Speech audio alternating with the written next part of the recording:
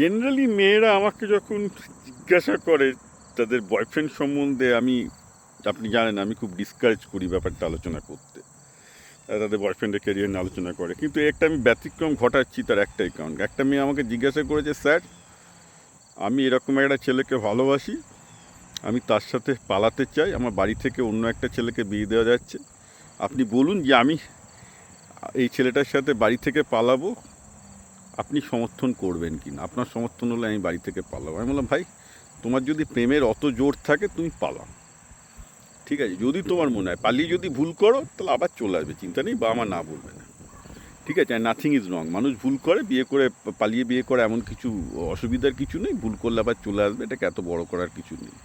কি না তার বাড়ি থেকে ছেলেটাকে বিয়ে দিতে চাইছে না, কারণ ছেলের মার চপের দোকান, তাতে তার নাকি, যেহেতু মেয়েটির বাড়ি, বাবা মা ভদ্রস্থ চাকরি করে, একটা চপের দোকানের